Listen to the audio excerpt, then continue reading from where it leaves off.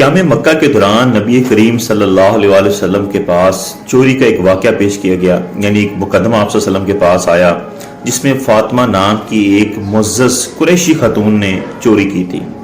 اور اس پر یہ جو جرم ہے چوری کا یہ واضح ہو چکا ہوا تھا۔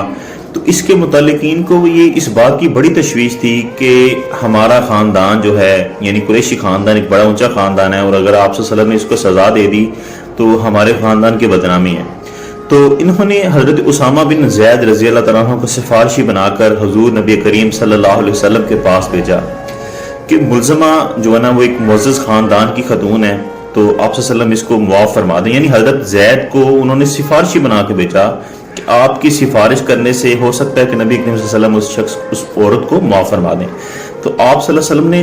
نہایت ہی تند لہجے میں فرمایا کہ اسی طرح کی حرکتیں پچھلی قوموں کو لے ڈوبیں کہ وہ مالداروں کے جرائم معاف کر دیتے تھے اور غریبوں پر قانون نافذ کرتے تھے۔ اللہ کی قسم، آپ صلی اللہ علیہ وسلم کے یہ الفاظ بڑے ہی اہمیت کے حامل ہیں کہ آپ صلی اللہ علیہ وسلم نے فرمایا، اللہ کی قسم کہ اگر میری بیٹی فاطمہ بھی اس جرم کا ارتکاب کرتی تو میں اس کے بھی ہاتھ کٹوا دیتا۔ یہ کہہ کر آپ صلی اللہ علیہ وسلم نے خاتون پر ہاتھ جاری فرما دی۔ یہ اسلام کا تصور ہے، اسلام کے انصاف کا ایک تصور ہے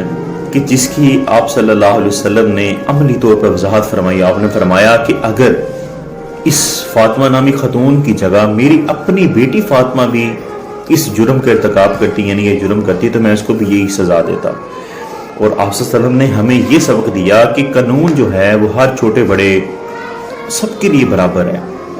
کسی کو کسی سے کوئی برتری حاصل نہیں، کسی کو کوئی کسی قانون سے مستثنا حاصل نہیں ہے کہ وہ جرم کرے اور اپنے جرم کو چھپائے۔ آپ صلی اللہ علیہ وسلم نے ہمیں یہ سبق دیا کہ قانون کا اطلاق چھوٹے بڑے امیر غریب سب کے لیے یکساں ہے، خاندانی مرتبہ لحاظ دولت پیسہ یہ کوئی بھی اہمیت کے حامل نہیں ہے۔ اور یہی چیز ہے کہ جو اسلام کے تصور کی ایک واضح مثال ہے جسے ہم انصاف کے نام